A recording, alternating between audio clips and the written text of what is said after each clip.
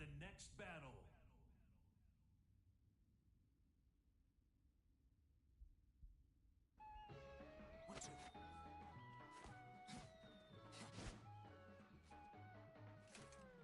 Round one. Fight.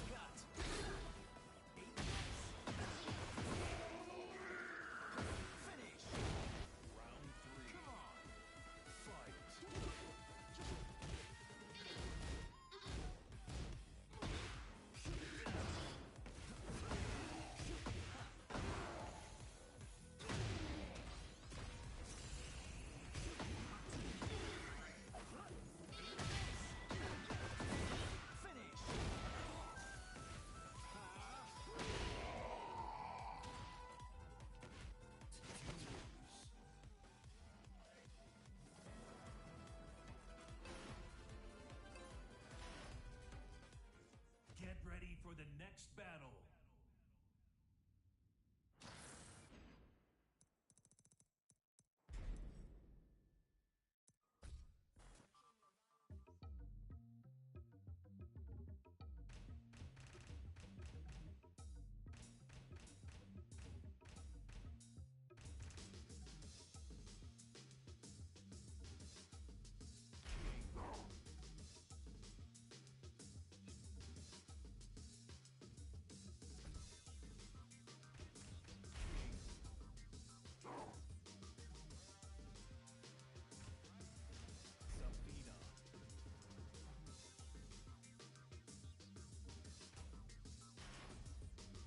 Get ready for the next battle.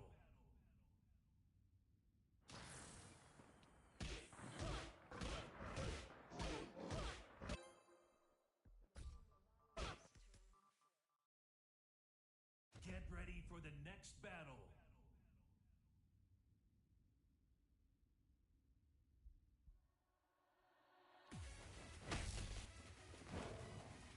Round one. Fight.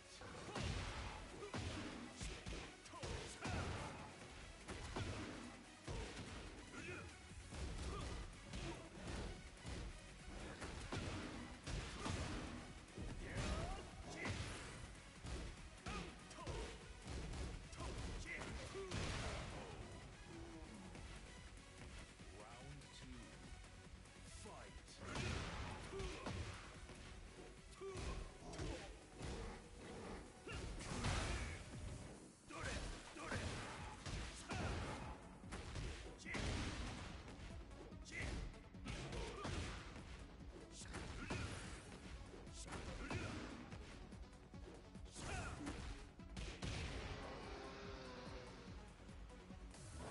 three.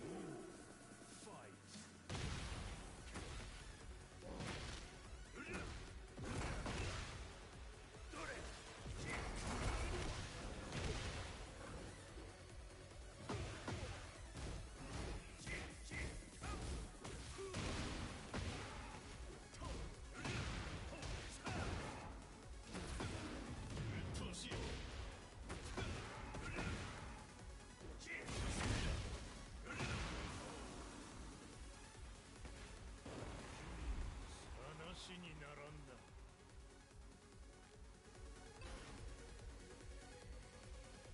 The fact he's plus after that is insane.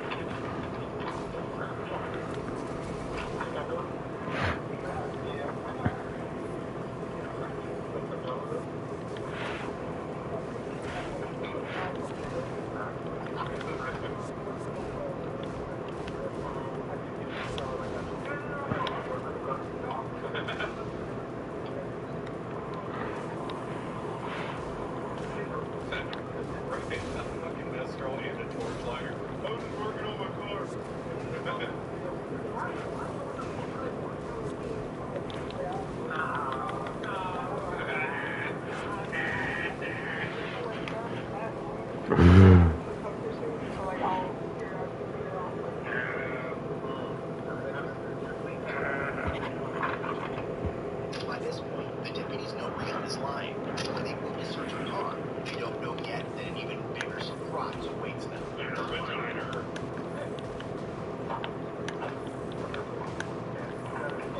The myth is medicinal. I'm sorry. I'm not sorry. I take it back. I'm not sorry at all. I'm not sorry. Oh. I'm like, hey, can you go out real quick while I'm like, oh, you in the car. Okay. Holy fuck! What? There's a dude in the car! That's wild. That's wild. Where the fuck is he at? Is he in the front seat? Hold on. That's wild. That's wild. Is he in the back? I see hands right here. Yeah, what the fuck? Officer, you didn't see this shit? That looks like hands and an arm right here. Dude, that's scary as fuck.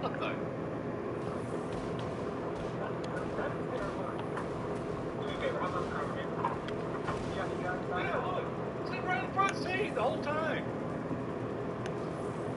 Bro, you're by yourself in a traffic stop in the middle of nowhere. You gotta get on? I'm gonna check the back, right?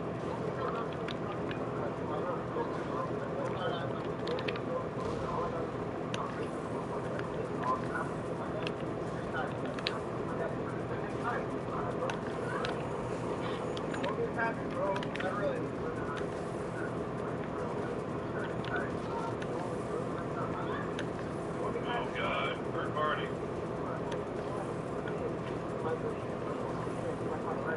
No. Bills.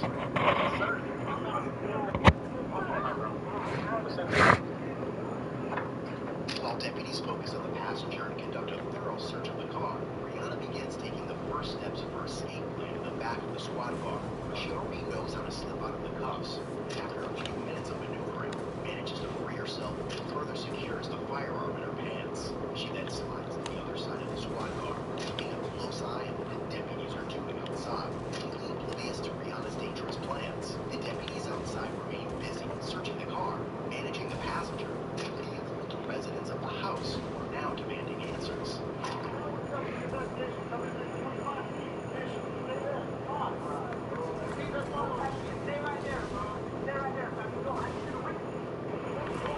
What?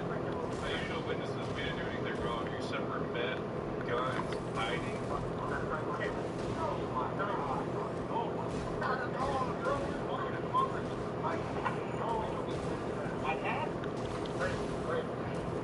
By now, the deputy has searched every bag in the car and has not found anything suspicious. Meanwhile, while Brianna fails to open the squad's door to escape, she has already noticed the camera inside the squad, has lowered the partition glass separating her from the deputy inside, and has covered the camera with her hat's visor. Even so, the camera will still partially capture her deadly escape plan, and as the deputies return to his squad, she's ready to repeat its simple request that will continue to escalate, eventually making him suspicious.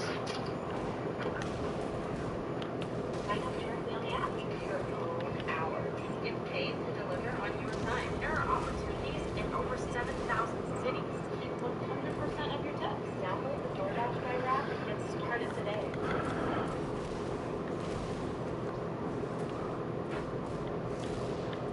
Here's what people's working I needed something that worked with my life in a time job, and that ended up being ICU, the world's first AI university. Instead of only long lectures and memorizing everything, learning is learning.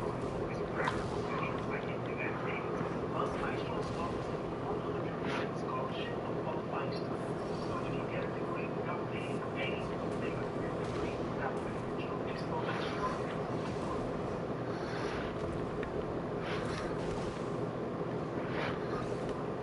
Oh my god.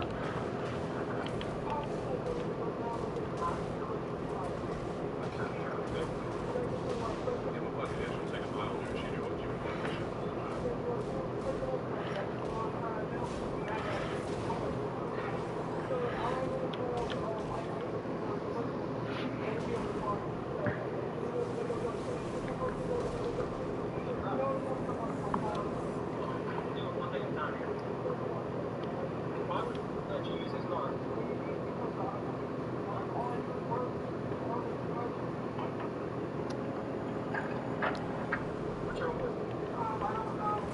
At this moment, the deputy has not noticed Rihanna quickly adjusting her hands as she opens the squad car door, or that her hat is missing, and as the night progresses, we will miss more signs.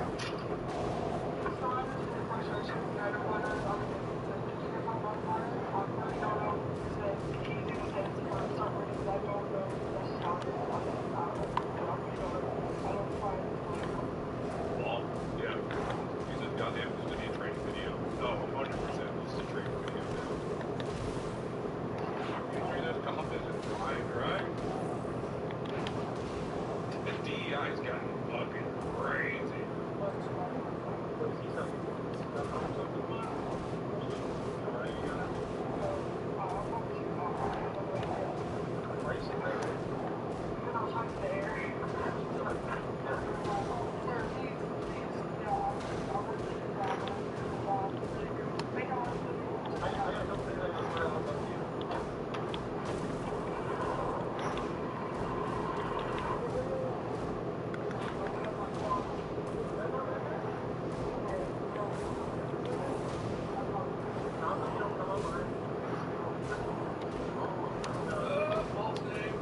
Taking everyone real nice.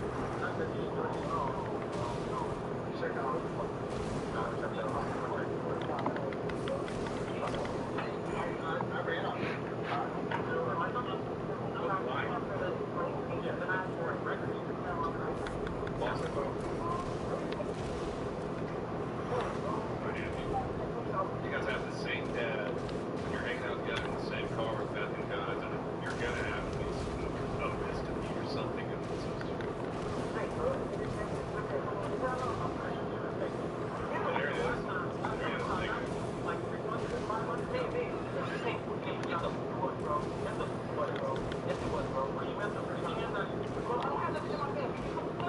There you go. Acting like that, getting agitated, saying that you're wrong. A fucking detained idiot.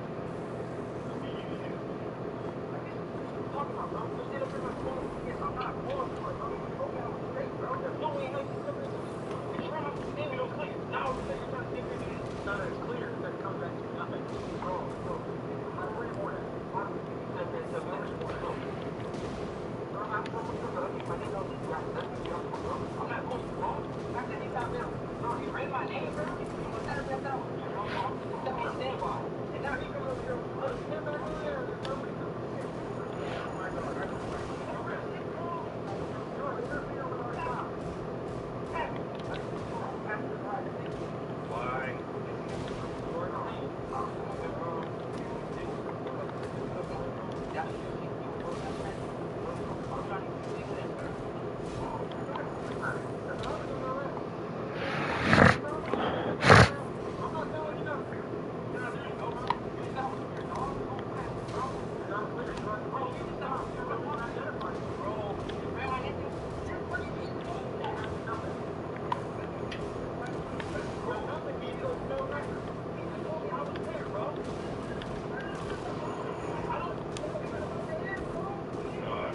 Got a female out here now too.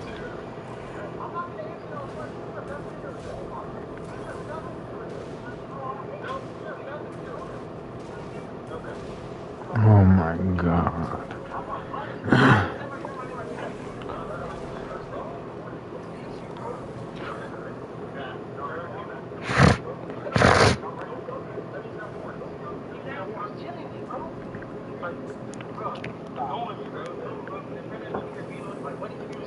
So the issue is that we're not finding anything on the back, alright? That's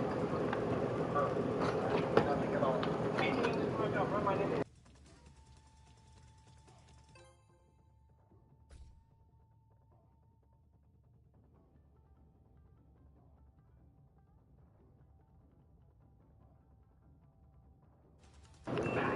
Five Wireless has unlimited phone plans from $60 a month for 2 lines. That voice you're hearing in your head, that's your budget saying thank you for your welcome.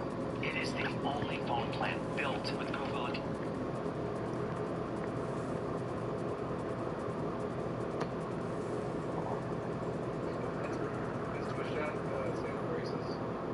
Skinny! Hey, 2 3 subs. Appreciate that. That's the big fucking lie. It's saying that it's black. It's saying because of the company he keeps.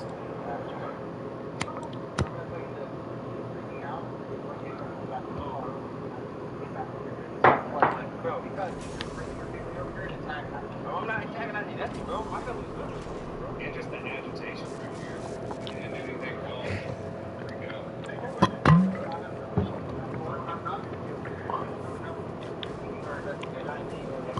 The deputies have spent a significant amount of time trying to obtain official identification from the passenger. They do not yet realize that Ms. Brianna requires their attention. And by the time they do, it's too late. Again, guys, this is my boy's Coke Blue Can. It's probably my favorite. The driver's license out of Florida.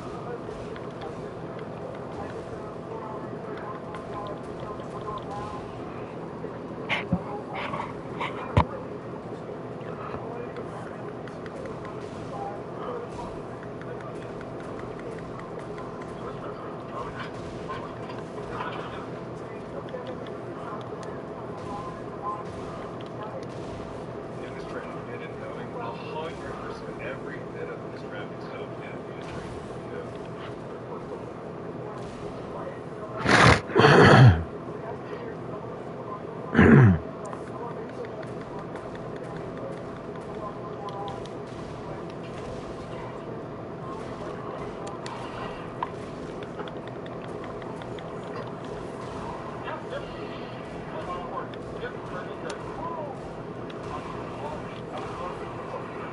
In this moment, the deputy starts feeling on edge and decides to search the car squad car. Still aware that Ms. Brianna requires a more thorough search. Let me check with her real quick. It's all her stuff, right? You want that guy to take the stuff out of your car? Come here. Right now. Before the action starts, that's what I'm on. Put your hand around the front.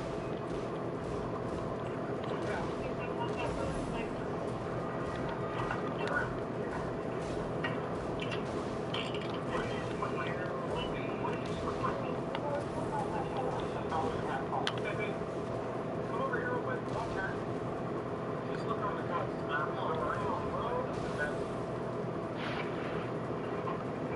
The deputy finds nothing in the car, but completely misses the firearm bulge on Brianna's side as she sits back inside.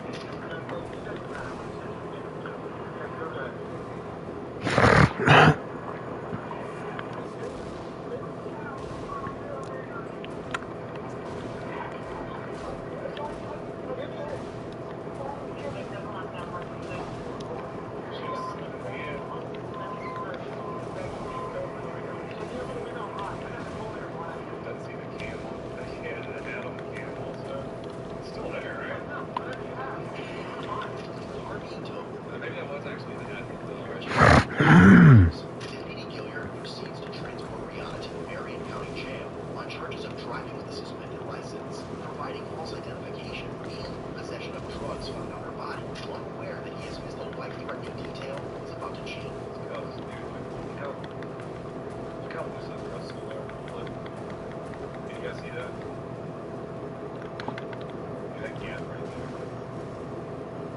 That's crazy. Someone's looking to type that motherfucker's down. About to change the nature of this case. As the deputy drives them to the jail, Brianna gets rid of the couch yet again and takes her shot.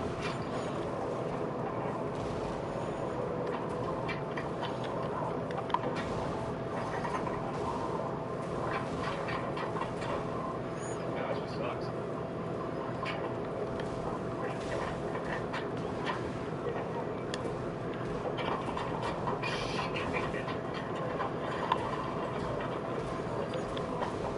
Keep going. Keep going. Fucking keep going, dude. Fire at Brianna in self-defense, but in the rush of adrenaline, he is not certain if he is injured, as he desperately looks for cover and shouts commands to get back up. Keep going. Keep going. Keep going.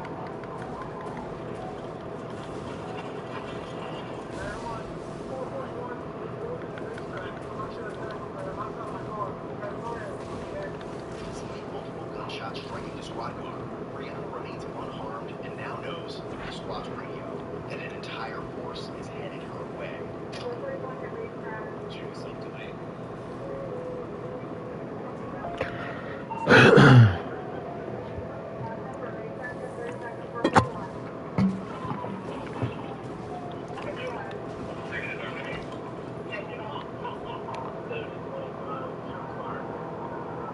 I don't think I'm injured. I'm not sure about her skill.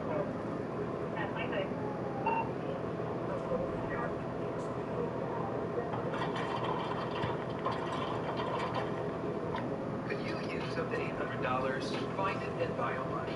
Up to $800 is waiting for you. Just donate last month and get a free donation the same day. Then treat yourself and treat your friends. Schedule your appointment today.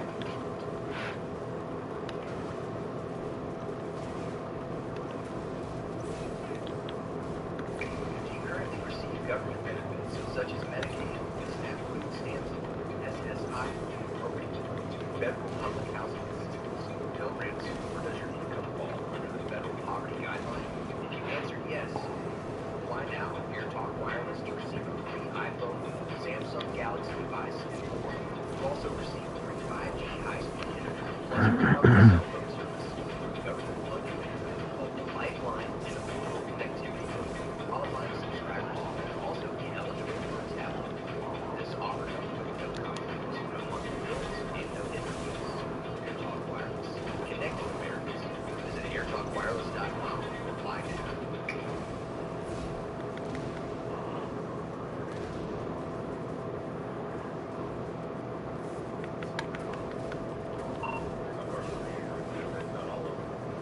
My department's where this shit costs a lot of money to protect. Trying to get out of my car. You can buy some vacation. This is an offer in cars.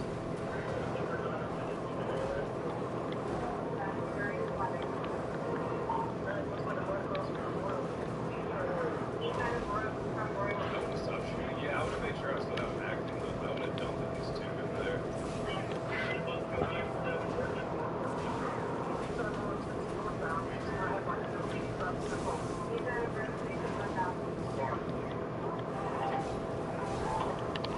She can't get out. Back of the cop car.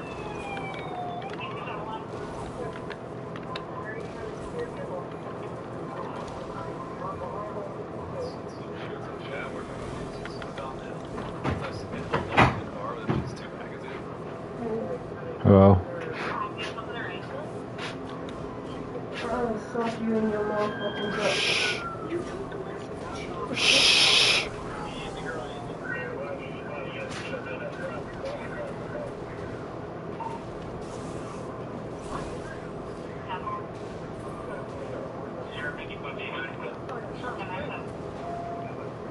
That's back up to Reminds with everyone that's done chat.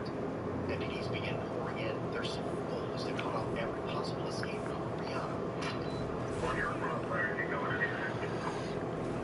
Right, oh yeah, look at this.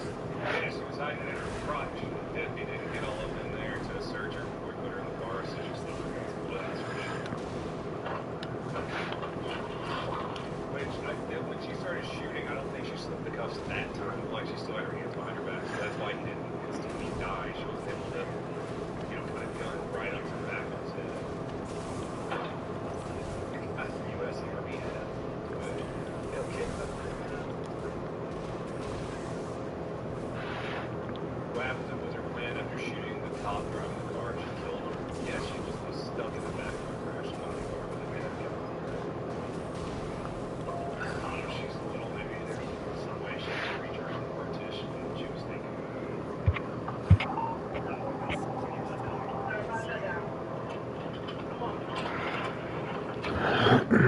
She wasn't thinking that far ahead. Yeah, she seems like fucking room temperature IQ over here.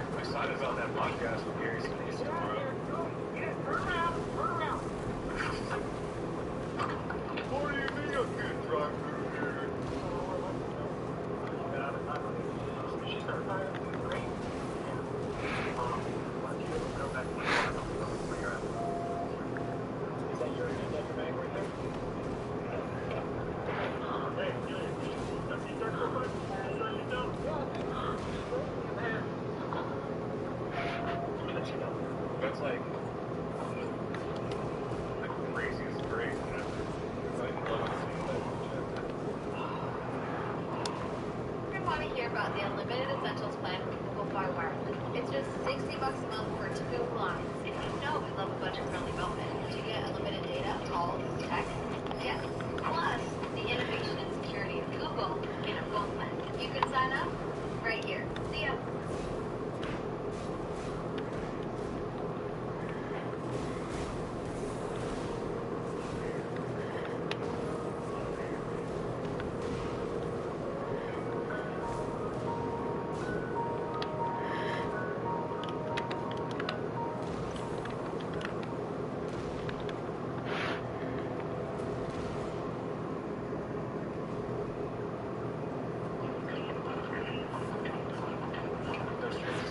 It's our own big stages. What that on Thursday? Thursday, Friday. Yeah.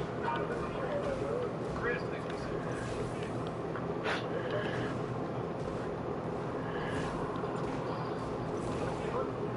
whatever shrapnel they have. Am I hitting the back? Southwest 42nd Street. No, man. Where you want it? I just think right.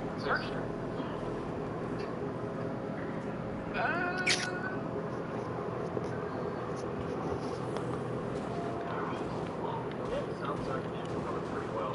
It's kind of an issue on that north side, that's outside of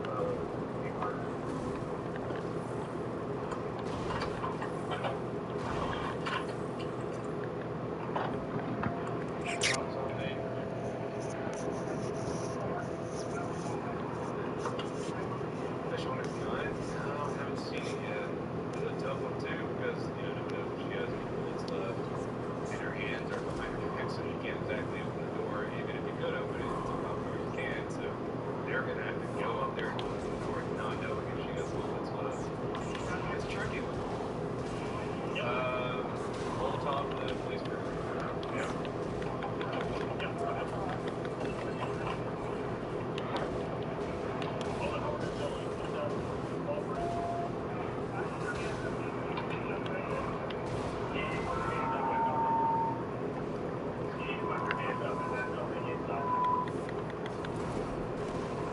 So she can't go anywhere surrounding inside the bar.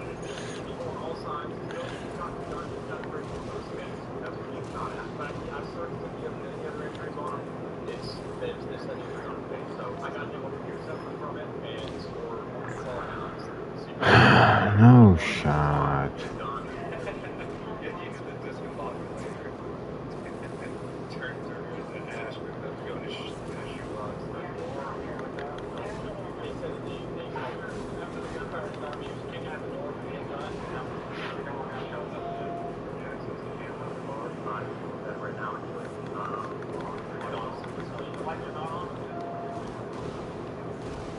Miraculously, Deputy Gilliard has escaped with no serious injuries. And as Switch trying to make contact with Rihanna, she knows she has no choice but to comply.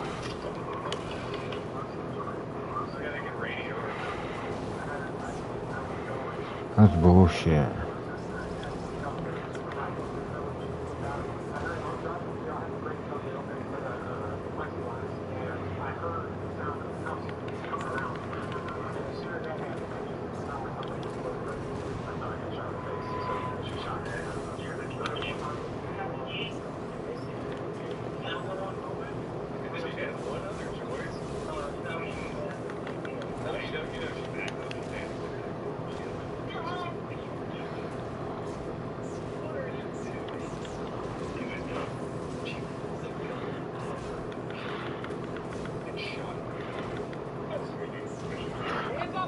That did not just happen, dude.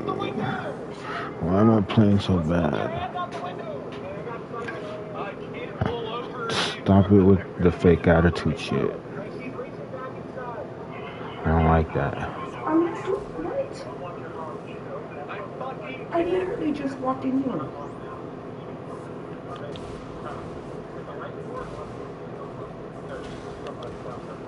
Hey, can you get on your knees and stick your hands through there?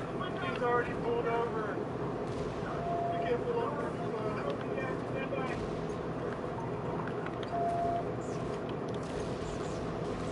Still got mine. They're out the window. Hey, try to open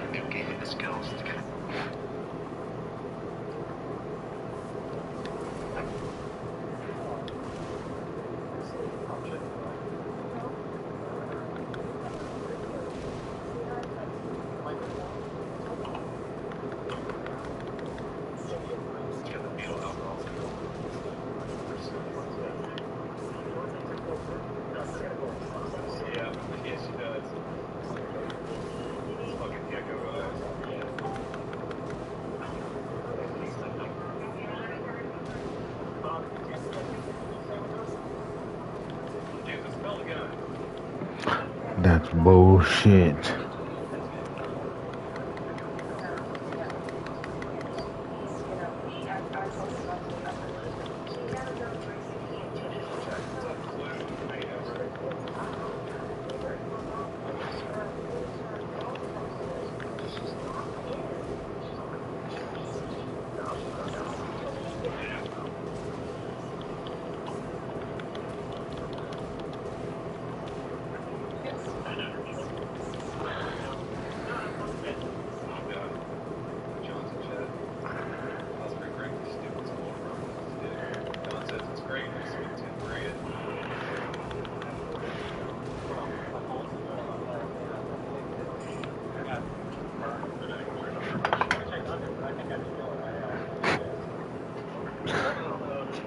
Oh, stop it with the big energy shit. You snatching my motherfucking pen while I'm in the middle of a battle like you motherfucking somebody. You are about you messing with my bubble of dominance.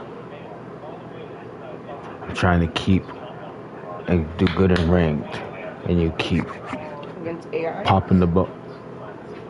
The match just ended, you stupid motherfucker. Oh, you're gonna cause problems that you don't want to have. How about that? Here we go. Breaking the fourth wall. Yeah, I plan to be the star of IST. No, this is going to be like literal Monday morning quarterback. Rihanna They know. Deputy Gilliard were both taken to the hospital for their injury. At any given moment is the next round of science mysteries. What is dark matter? What is dark energy? It is 95% of what is driving the universe.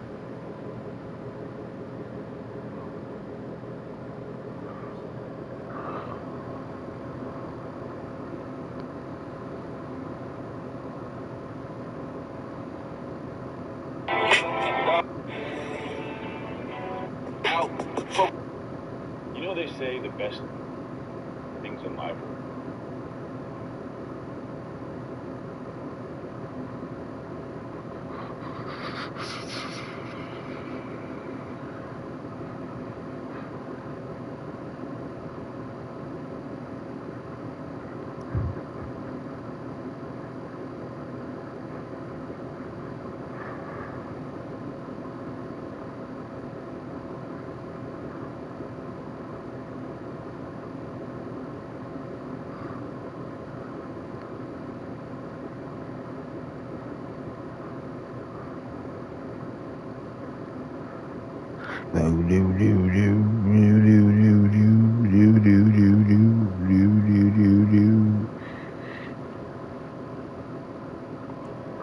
What was around before the Big Bang? Is there a multiverse? I lose sleep wondering, are we smart enough to ever actually figure out the universe?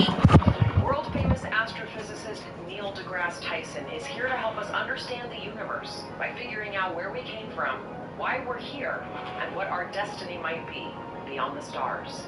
Are there aliens? Genetically, we're within 1.5% identical DNA to a chimpanzee. Imagine a life form who has 1.5% DNA in that vector beyond us. Wow. What would we look like to them? Earth could be a literal aquarium terrarium that they constructed for their own amusement. I'm all in Something on like smart that. aliens being out there somewhere. And if they find us and they want to make us their pet, that's the best we might be able to hope for. Are we living in a simulation? It's hard to argue against it.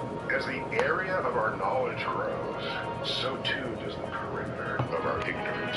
But of anything humans have ever invented, science may be uniquely capable of giving us access to our understanding, our place in the universe, and secure pathways into our future.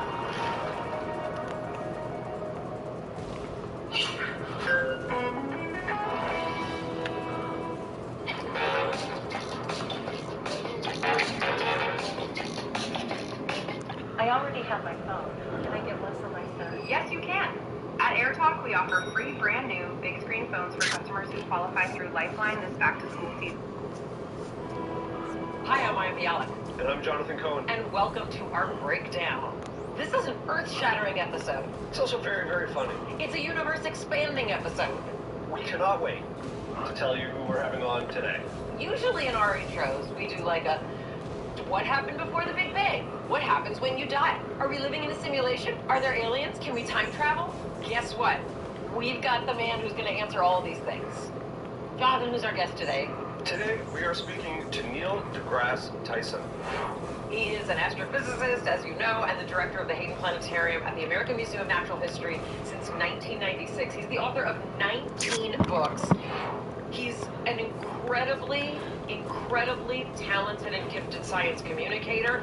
Also was on 2 episodes of Big Bang Theory, which we're going to talk about before we get into, can we time travel? Are there aliens? Are aliens watching us? Are we living in a simulation? What happens after we die? How does he explain near-death experiences? Is there a God? We cover everything possible with Neil deGrasse. I just got infusion. We do want to mention just visiting this planet. Further scientific adventures of Merlin from Omniscia, I think that's how you pronounce it. It was first published in 1998, but there is a new edition that just came out in 2025. It's really, really awesome. It's the Dr. Tyson's character Merlin is answering more questions. Also, Cosmos Confidential, Neil and Bill's Excellent Bromance is an incredible audio project with William Shatner that is out now. So check that out as well. And Merlin's Tour of the Universe, revised and updated for the 21st century, came out in 2024, so check that out. His books are incredible, wonderful gifts also. Like, this is the kind of book, like, I want to give to my kids. Like, these are all the questions, tackle them. So, We're very excited to have Neil here in person. Without further ado, Dr. Neil deGrasse Tyson, welcome to the Breakdown. Break it down.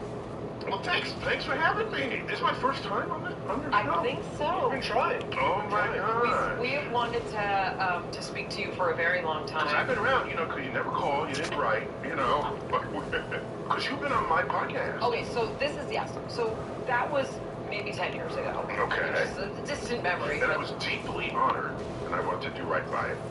Tell us about your Big Bang Theory crossover. Was I there?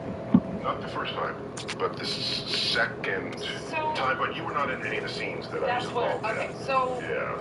my memory is used for Blossom scripts, Big Bang Theory scripts, and music. The songs that you haven't heard in 40 years. I remember the lyrics, but I spent a night with my grandmother in a hotel in Florida, and I don't remember that. And I don't remember if we crossed paths on Big Bang Theory, but there you go. It can happen where you don't remember. Don't be upset by that. It's called age. So my first cameo was, I think it was season 3, perhaps. Okay, and I came in at the end of season 3. Yeah. This was, and I had a run-in with Sheldon on whether Pluto should be a planet because I was just pilloried by 8-year-olds, 3rd graders who had just memorized My very educated mother just served us 9 pizzas, right? And so I have hate mail from elementary school children, like scrawled in crayons. That's the worst kind of hate. It's the worst kind of hate because it breaks your heart. And dear Dr. Tyson, now I don't have a favorite planet because you took away my favorite. Here's a picture of it. Put it back into the. I have no hopes and dreams anymore. So while I was implicated in the demotion of Pluto, I was really just an accessory. I mean, the data came in, and and in New York City, we were the most visible exponent of the demotion of Pluto because we were opening a brand new exhibit, and we just took Pluto, plucked it from the ranks of planets. So rude. It had it coming. Plucked it from the ranks of planets and grouped it with the other dirty ice balls in the outer solar system. So rude. Where it belongs. So the ice Just balls. the language that you use, it's insulting. It's accurate. It's So that was for a man of your academic stature to refer to Pluto as such. So I just want to make it clear, I'm not an actor. So even playing myself, I needed tips from the director, and so that was very helpful. I would later host Cosmos, which gave me a little more face time to a camera and even script time. How to read a script as though it's just coming out of you fresh. Yeah. That you take that for granted, but oh my gosh, to do that. Right. And so they wanted to, and for Cosmos, you didn't ask this, but I'm going there. Go. They wanted to get me a voice coach, and I said, voice coach? I know how to speak. Welcome to the universe. What do you mean voice coach? These are people who teach you accents. Right. All this. I don't need a voice coach. What did they want? Oh, well, so they brought in the voice coach, and it was like one of the most amazing moments I've ever had. What did they do? Well, Did you used to speak with an Irish accent? It made me what I am today. No. It was how to read a script, and here was the transition moment for me. I walked through a portal, through a proscenium. It was here is a list of planets in order from the sun. Okay, here it is on script. Okay. Okay, give it to me. And so I say, okay, Mercury, Venus, Earth, Mars, Jupiter, Saturn, Uranus, Neptune, and Pluto. At the time. Okay, we're still kind of considering it. All right. Now, how would you say that if you were not reading it? Okay, even though it's still there. Yeah. And so here's how I would now do it. I would say Mercury, Venus, Earth, Mars, Jupiter, Saturn, Uranus, Neptune, and Pluto. Now that's way more sort of off the top of your head. Yeah. And that bit completely transformed me in my ability to read scripts against something you would take for granted. This is like you did it professionally. This episode is behind the actor's studio with Neil deGrasse Tyson. Exactly. And how to turn Neil into a slightly better cameo actor. I mean, than you he do was. have a very melodious voice. Well, like you do have a very beautiful voice. I don't hear myself. Right. You know, when I'm out in the world and I wear a hat and the COVID mask helps greatly to tamp down the There's no more recognition factor. COVID, or is that what you're here to tell us?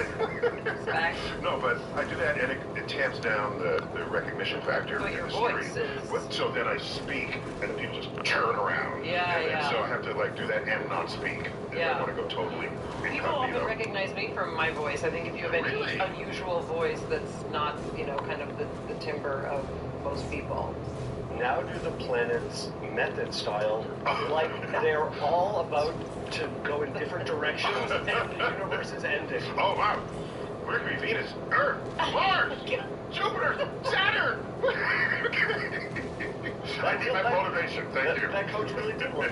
So the second time. I was just going to say, the second time was in the final season. And yeah, everyone remembers that. Yeah. That's when you got your Nobel Prize. Oh, right. What do you mean? Don't I don't remember. Okay. I was not on drugs. Okay. I just don't hold I memories remember like this. whether or not you do. Okay. So that explains why I'll come up to actors where they had some really impactful line that they in a movie, and I'll just recite it back to them, and they'll look at me like, what are you going to say? And so I had to come to realize that when you perform, it's a performance in the moment, and you keep moving on. Correct. It doesn't sit with you that way it might sit with the people who you touched. Correct. With your handiwork. Right. So, and that one was a fun storyline where Raj was asked by the local news to comment on a comet that was coming through. There was some astronomical event. Yes. And he thought he'd be cute and say, was Neil deGrasse Tyson not available? Right. and the host of the news or the news anchor just ignored that and then continued with the question. So that freaks him out. Said maybe I was not the first choice, and then he starts making fun of me professionally and socially. And have who among you were watching this on television saying, Raj, pull up, Raj. And so then I catch wind of this, and then they script me in a conversation with them from my office. They rebuilt my office, and they took some pictures of my office, and everything. And so I'm there, and I call him up, and he's in a car, and I say, Raj, this is Neil deGrasse Tyson. Oh, what about this Twitter dust-up that we're in? Oh, that's right. Over social media, and I say, I'm going to be at what's the bookstore in Pasadena? There's a bookstore there Oh, no. Froman. Yeah. I'm gonna be at Froman's.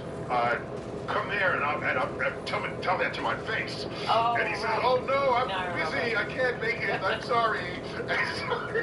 So it was a very tense kind of thing. But the funnest script line, which was invented in the moment, not by me, I can't take credit for this, was I'm going through a list of people who I'm calling out for their conduct on social media. And then so we hang up, and I said, that was satisfying. Now, who else needs a DeGrasse whooping? DeGrasse whooping. And then I call Bill Nye. Right? And so I said, Bill, this is Neil. We got to talk. And then he quickly hangs up. And that was my only presence. Miami Alex Breakdown is supported by Kachava. You know, I've set a few wellness-related goals for myself in 2026, like continuing to move my body with Taekwondo, and really trying to set myself up for a successful, healthy year. Jonathan's my accountability buddy. We're working together to keep ourselves motivated and on target, and luckily, Kachava helps us actually feel good while sticking to those wellness goals. Since adding it to our routine, we have noticed a steady, all-day kind of energy. The kind that gets you through a morning workout without crashing halfway through and still leaves you patient, focused, and present for the rest of the day. Our workouts feel stronger and more fueled thanks to the protein and electrolytes, and recovery feels smoother so that sore muscles don't slow us down. The fiber, probiotics, and enzymes keep our digestion on track, and B vitamins and essential minerals support a healthy metabolism and clear-headed focus. I've noticed fewer afternoon brain fog moments and more mental stamina for my endless to-do lists. Immune-supporting nutrients like vitamin C, zinc, and probiotics make us more resilient, and I love blending my Kachava with frozen fruit, whatever nut milk that I've got on hand, and a little peanut butter for extra staying power, and I feel fueled instead of sluggish or hungry an hour later. Kachava is one of those rare finds that actually does it all. It's an all-in-one nutrition shake made with seriously high-quality ingredients. No fillers, no artificial flavors, just clean, plant-based fuel with no GMOs, no soy, no animal products, no gluten, and no preservatives. But somehow it still tastes amazing. I love the coconut acai flavor, and you will too. Just 2 scoops gives you 25 grams of plant-based protein, 6 grams of fiber plus greens, adaptogens, and all the good stuff that your body actually craves. Stick with your wellness goals. Go to kachava.com. Use code BREAKDOwn for 15% off. I'm supposed to play like this? What the fuck? KACHAVA.com.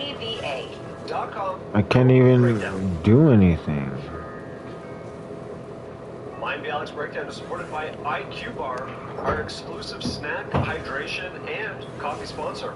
IQ Bar protein bars, IQ Mix hydration mixes, IQ Joe mushroom coffees are the delicious low-sugar brain and body fuel you need to win your day. The new year means a clean slate, time to transform frustration into fuel. Power your day with IQ Bar. The Ultimate Sampler Pack is a great way to try all the IQ Bar products and flavors. You get 9 IQ Bars, 8 IQ Mix sticks, and 4 IQ Joe sticks. All IQ Bar products are clean label certified, entirely free of gluten, dairy, soy, GMOs, and artificial ingredients. Jonathan's face lights up when he starts to talk about IQ Bars, and today is no exception. I'm actually in a bad way right now because I have run out of IQ Bars and I have failed to stock them appropriately. I keep going to the kitchen looking for a snack and they are not there. I'm telling you, these are my go-to. These are Jonathan's go-to. Right now, IQ Bar is offering our special podcast listeners 20% off all IQ Bar products, including the Ultimate Sampler Pack, plus free shipping. To get your 20% off, text BREAKDOWN to 64,000. Text BREAKDOWN to 64,000. That's BREAKDOWN to 64,000. Message and data rates may apply. See terms for details. What was it like to kind of see the evolution of a TV show that was essentially about the kind of people who dig Neil deGrasse Tyson? I was delighted that my people have representation in the acting world. And how many cop dramas can you show? How many, emergency room show? How many of these is worth one geek show? Okay, and I think Chuck and Bill Brady they saw that there was low-hanging fruit that probably would have been rejected in a dozen of other idea proposals to the gatekeepers of what gets aired and what doesn't, and say, here it is, there'll be scientists and no one will know what they're talking about, and there'll be jokes and everyone will laugh. It's like, right, okay? And I'm so glad that it wasn't just a mildly successful show. It's one of the most successful shows ever. Yeah. And went 3 seasons, shall we not remind us, please? Okay? The original Star Trek went 3 seasons. Wow. And if you look at some of the episodes in that 3rd season, you're reminded why it only went 3 seasons. And you guys went 8, 9 seasons? No, we went 12. 12 was it? We would say we were like, we got graduation rings at the end. Like yeah, we were like 12th graders. 12th graders. Yeah. So just congratulations. I haven't, seen you since then. And well, I mean, I was just happy to be along for the ride, but having you on and Stephen Hawking. I mean, we had some incredible people on. And William Shatner as well. William Shatner and Kareem Abdul-Jabbar. My God. That's right. I mean, we had kind of like most of the Star Trek world, which was like a Bill Prady, kind of thing. One last thing, if I may. Sure. As I'm fanboying on the show, that show took turns that for any other show might have been jumping the shark. Okay? There is your main character interested in a woman who's out of his league, and there's a tension there. You don't have to talk about that. I'm right here. Oh, you're talking about Penny. I get it. And so there's sexual tension there, there's awkwardness, and that propels scripting. Sure. You're going to consummate that and have them get married? Yeah. You don't do that in a sitcom? Right. But they did. Yeah. You guys did it. And everybody ended up married. And it was, so that I think was heroic to get that to work in a sitcom and not have it pull you back.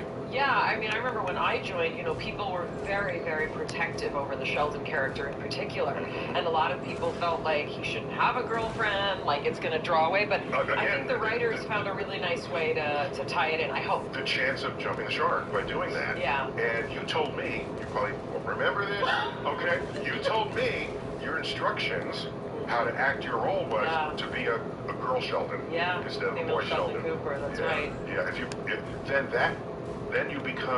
then you're not interfering with him. Right. You are supporting him in that way, and that worked brilliantly. Now I have to be a female Neil deGrasse Tyson today. Look, give me some of your voice. Mars. No, Mars. I would pronounce it Uranus also, because I am a 3rd grader. Uranus if you're 3rd grade, yes, that's there. One question to wrap this segment, which is, out of the scientists and colleagues that you have now, who do you want to call and give the business to? Who needs a deGrasse? No, I wouldn't. I don't run around thinking that way. I'll do it for a scripted sitcom. You don't have to publicly share it.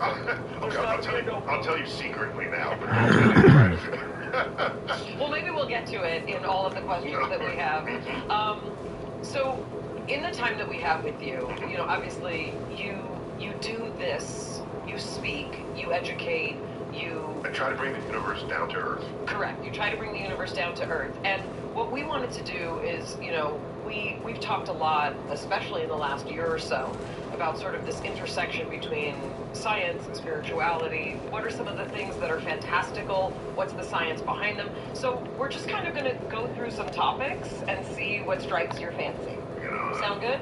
Beautiful. Bring it on. And there's obviously... And I'm going to preface that by saying, not 10, 15 years ago, I would enter a conversation about spirituality or religion in a kind of a discounted way. And then I had to mature out of that. And what I mean by that is I'm an educator. And come to me with sincere, honest thoughts, questions, concerns about their lives, how they were raised, what they care about, what they value. And I realized I owed them a more nuanced, more thoughtful reply than just, is there evidence for it? Just chuck it. Sure. So I then spent quite a bit of time reading, is literature the right word? No, reading tracts, religious tracts all around the world. Sure. Hindu. I have a copy of the Torah at home, for example. It's very popular. I have every pamphlet that was left in my door by the Jehovah's Witnesses. They also do something slightly different, and so I have a shelf of that. And so I have Joseph Smith's account for the Mormons. And so that way, when someone comes to me, I have some sensitivity to their wiring. We weren't going to start here, but since you kind of opened the door to that, I'd love this as a sort of framework, because one of the things that I'm interested in is how much different traditions, and I include academic traditions in that, how much our function as humans on this planet is to try and figure out where we came from, why we're here, and where we're going. And to me, science is another religion of sorts, right? It's a set of beliefs, it's a set of theories, it's a set of ways to think and approach things. So many of the religious traditions are trying to figure out the answers to these things. Some have some scientific merit. What is your general perspective, right, on trying to frame those three questions? Where did we come from? Why are we here? And where are we going? Before the methods and tools of science were available to us, the whole world was a mystery. Why is there a storm? Oh, Poseidon has risen up. There's a lightning bolt that struck. And even go back to the early 19th century, even when Ben Franklin is learning about lightning and how it operates and what attracts it, and he invents the lightning rod. And now you put that on your building, and it protects you from getting destroyed. But before then, churches would get hit by lightning bolts. Okay? And it was your church and not my church. There was. You preaching the wrong gospel there. That God let you know. And so divinity of all stripes, be it monotheistic or polytheistic, was the account that people conjured to explain that which they had no control over. Science rises up, and one by one, these are put in the record books. Okay? No one is blaming Poseidon or who's the Roman version of that? Neptune. No one is blamed with the Trident. So that has been the trend. And that trend continues to this day. And so I have been quoted, occasionally accurately, as with the following statement. If to you, God is where science has yet to tread. Okay, because I would say, we have all evidence points to the Big Bang. Someone would ask, well, what was around before the Big Bang? I said, I don't know. But top people working. Something had to be there. Was it God? Okay? The urge to put God or some divine power in a place where science has yet to tread is huge.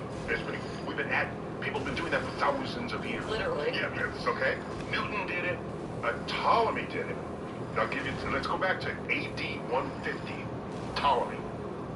He pioneered the geocentric understanding of the world. Earth in the middle, everybody's going around Earth.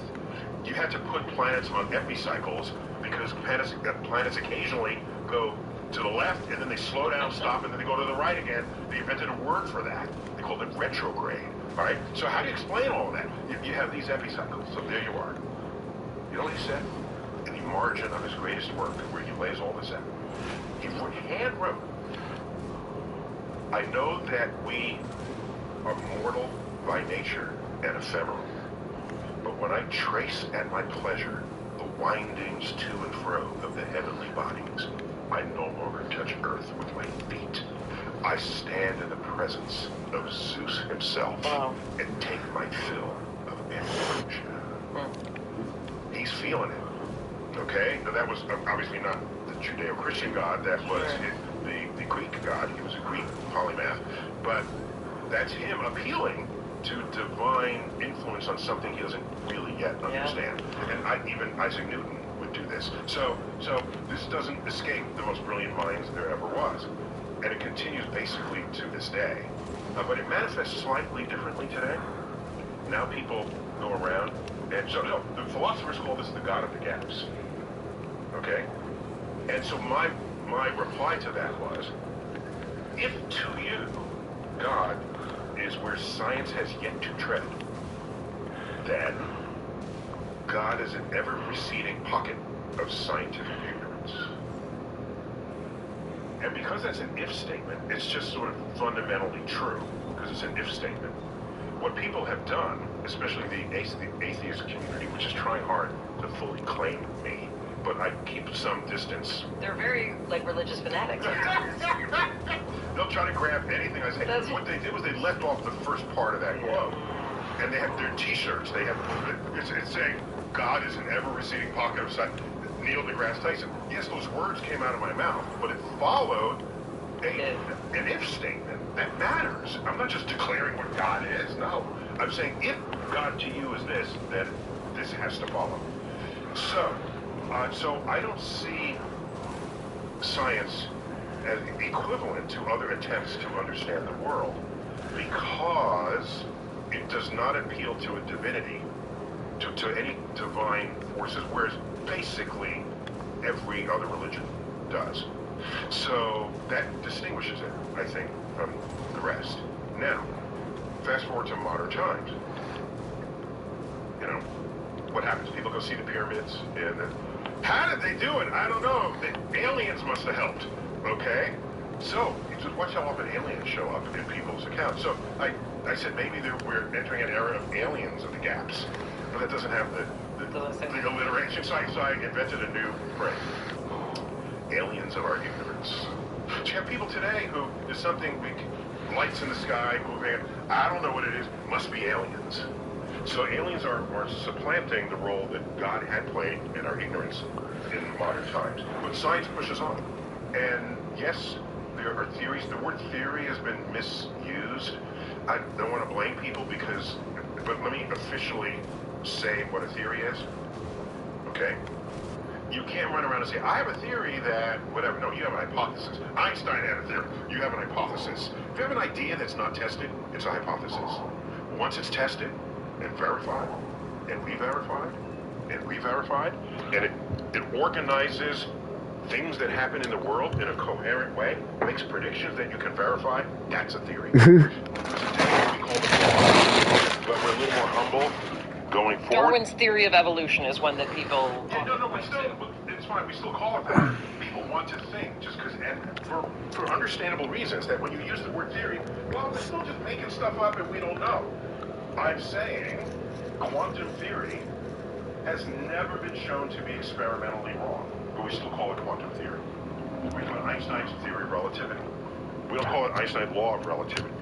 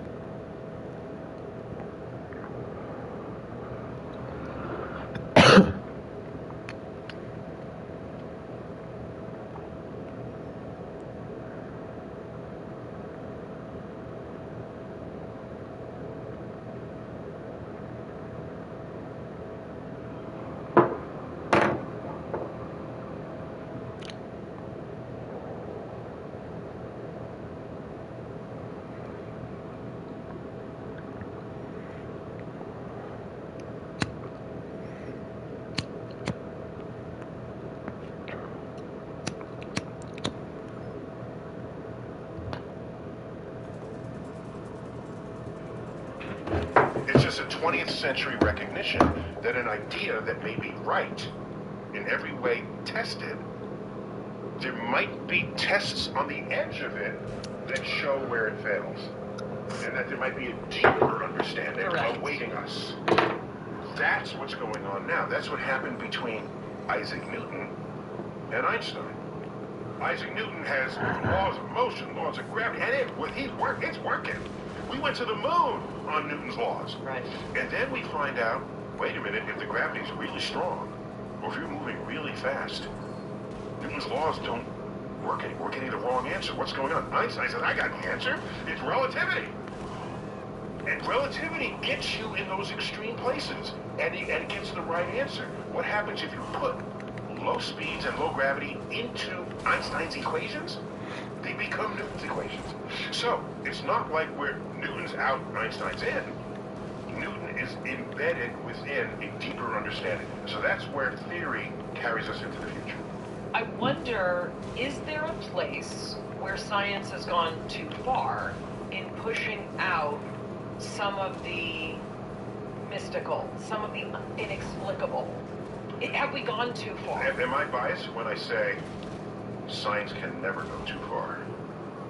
It is conceived and constructed to give we, feeble humans, a deeper understanding of the world in which we live, so that we're not running away from mysterious... Like one of the titles of Carl Sagan's book was A Demon-Haunted World. Subtitle, importantly, Science as a Candle in the Dark. Without the science, we're wandering in the dark, running away from ghosts. And can I tell you what I did with my kids? Should I admit this? I don't know, when they were really little. Okay, so my wife has a PhD in mathematical physics. So we have 2 kids who are being raised with science literate parents. Nerd. Okay, nerd. Okay. And, you know, there's... Do we live in a time when someone will accuse you of being a nerd? Say, nerd! And you know what my reply is?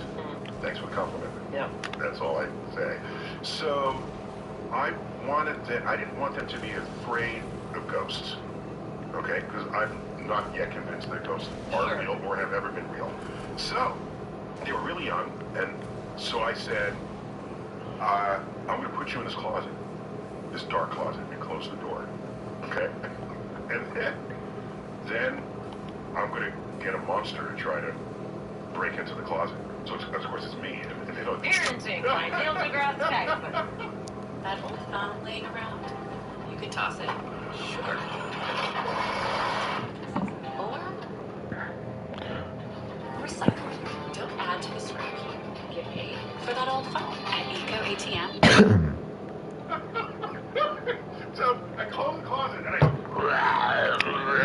and they start laughing and laughing and laughing. And so they've never been afraid of turning a corner of the dark or of a haunted house. It takes some of the fun out of haunted houses because you're just not buying it, you know? I'm scared of everything because my parents got into the closet with me and were like, what a monster go? And the monster was still there. So let me give the other half of that. Yes, there are mysteries today that people enjoy, or it gives them a sense of what do we say? A sense of not knowing everything, and that's kind of important to some people. They don't want science to know everything. What they don't know is, at any given moment, there is no end of science mysteries that are still there. Not still there. It's the next round of science mysteries. It's not, are there ghosts in the closet? No. Is it, what is dark matter? What is dark energy? How do we go from organic molecules to self-replicating life?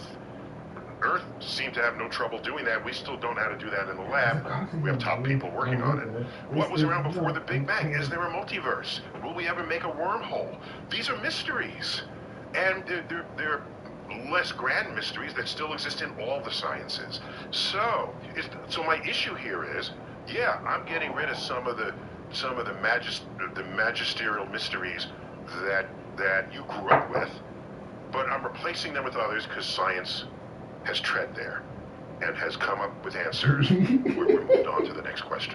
We are all fascinated with the edges that science is exploring and are along for that ride. And the edges are always there, and here's my favorite comment on that. As the area of our knowledge grows, so too does the perimeter of our ignorance.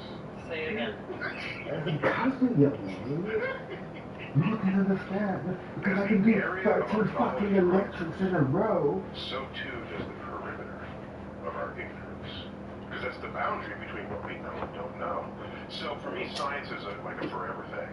I love this, and I give voice to some of the people who who have said, wait a second, science is sometimes so dogmatic and so assured of what they know that they have missed the mark.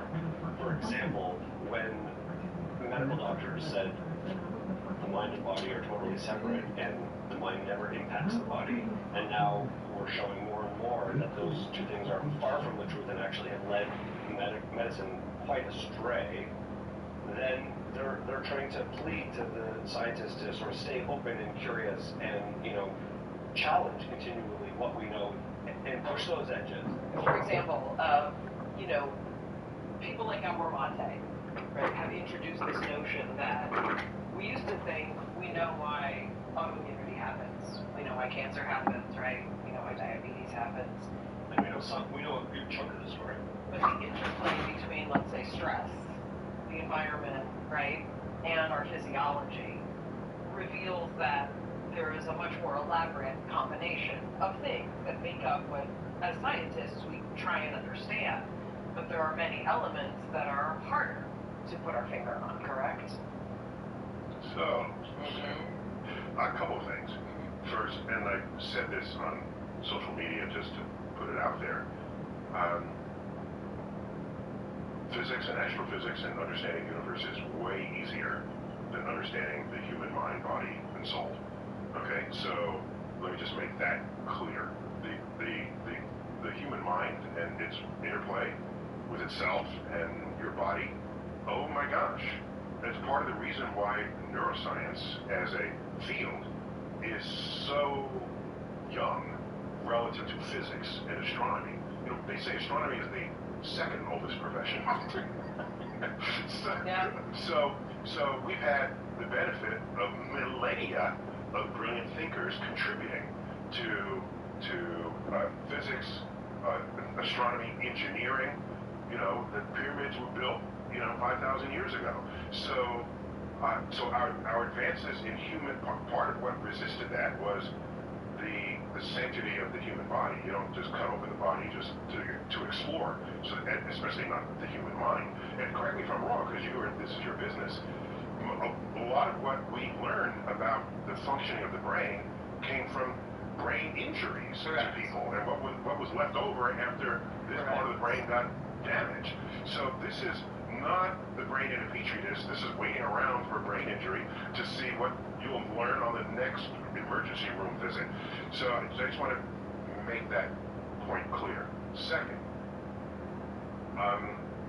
there is no end of examples you can give, such as the one just presented, where there's a prevailing truth, let's call it, that would later be shown to be false. I will say without hesitation that if you go back to that time and look at the research going on, I guarantee you whatever was the thing that was ultimately shown to be wrong was not experimentally verified. It was, I think this is true, it's probably, I did a few things on my own, what do you think? Yeah, it makes sense, let's declare it. And so it's the experimental verification that makes it true. And it's very hard to experiment on the human body for the reasons I stated. So that's why, and especially the human mind, that's why your best examples of this are going to come from the field of medicine. Okay? Where doctors are in denial that, let me operate on this cadaver, and then let me deliver your baby. And did you wash your hands? No, why do I have to wash my hands? They're the doctor's hands, okay? There's no research supporting that. And so it's kind of a caricature of science to say that, oh, and by the way, there's, well, Earth was flat, and then it's not flat. So, excuse me, Earth being flat, that knowledge and expectation predated the existence of telescopes, okay? And it predated the tradition of science to test your idea. It kind of looks flat, it's probably flat. Oh, and it looks like, and plus the Bible doesn't deny this, we're in the center of the universe, everything goes around us. Our vocabulary still preserves a geocentric universe. I don't say to you, Maya, I don't ask you, well, what time tomorrow does Earth rotate such that our sight line to the sun appears over the horizon? No, we say, what time does the sun rise? That's a geocentric vocabulary word. So it's what the world looks like. What science tells us is the world isn't always what it looks like, and it isn't always what it seems. And so that's my reply to you. But just to give a shout out to the medical community, you know what our life expectancy was in cavemen? Okay? Half of everyone born wasn't suffering from menopause. That's another way to think. Everyone was fertile their whole life. We did our best work before 20. So half of everyone born was dead by the age of 30. Half. Okay? Cavemen, that's 10,000, 20,000 years ago. Fast forward to 1850, 1840. Half of it in the world was dead before they turned 35.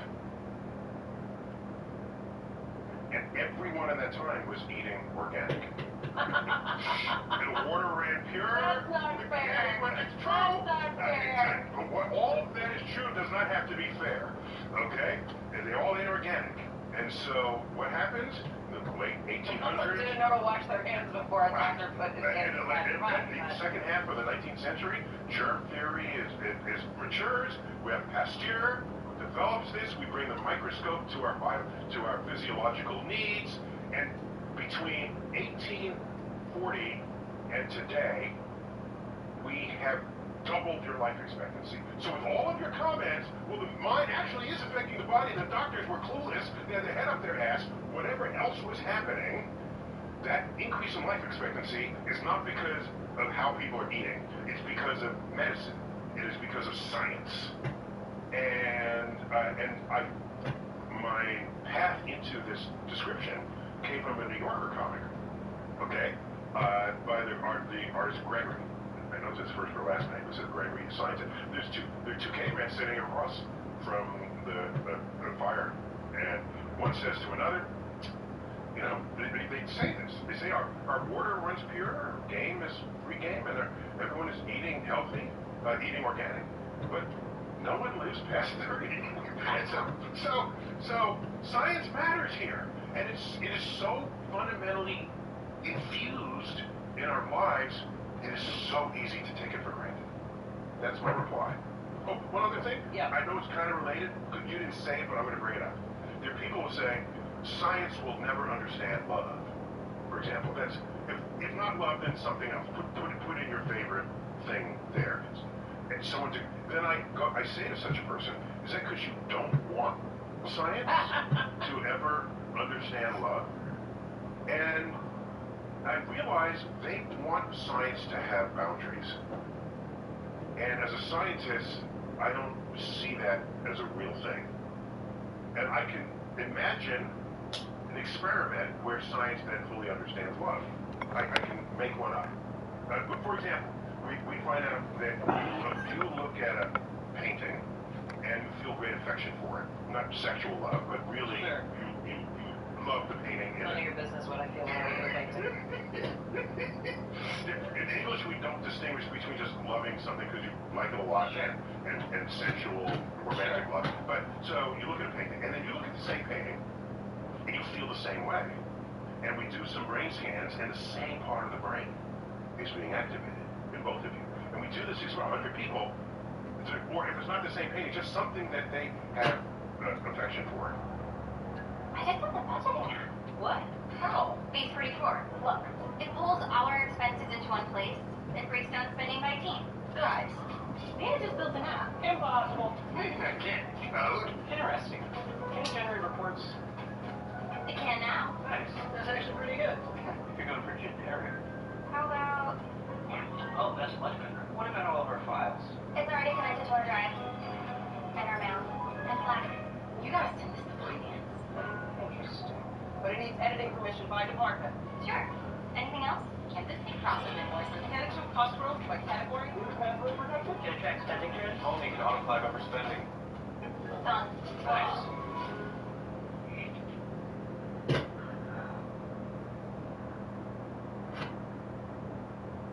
The police officer at the scene told me to never sue the driver who crashed into me after my car accident. I I took his advice and got $100,000 for my accident without suing, without going to court, and without dealing with insurance directly. At first I thought he was out of his mind. Everyone sues after accidents, right? That's just what you do. That's how you get justice.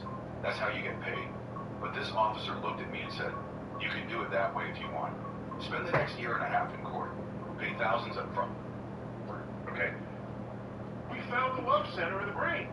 Okay, so now, let's go into your brain, and there's something that you don't care, you don't have any feelings about, then I tickle it while you're looking at it. And then you talk about it, say, I love this, I never realized it before. And you do this automatically after I tickle the brain. Once we know the brain center and how we can control it, that's science understanding love. Now we move on to the next question. That's an example. Whether that'll ever happen, I don't know. Yeah, but I think it's a completely plausible well, experiment. and I think also, I mean, love. It's a good example. I think that there are absolutely certain components that we can understand.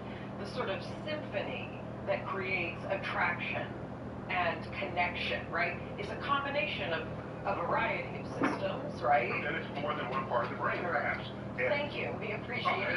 It's very generous of you. No, I simplified the case. Like, consider a spherical cow. Correct. I simplified it to a plausible experiment. Correct. Perhaps not yet conducted. Correct. That would answer for me what science would have to say about love. Correct. By the way, I'm just delighted to be in your company. Oh, well, we are delighted to have you here. We're having a great time. Because you just, thank you for having me. Thank you. I'm delighted to be in your company too, but a little less so than. I get that all the time. Okay. Let's talk about simulation theory. Oh, sure. I knew of the phrase, but it was not until we had Rizwan Burke on to talk about simulation theory that I really understood what we're talking about. Meaning I had heard people say, like, we're living in a simulation, and I was kind of like, I don't want to talk to you. But once I read the book, I understood the structure of what this conversation is. So, I know you're asked a lot of things that don't matter, and I don't know where simulation theory falls. No, as an educator, I care about what makes people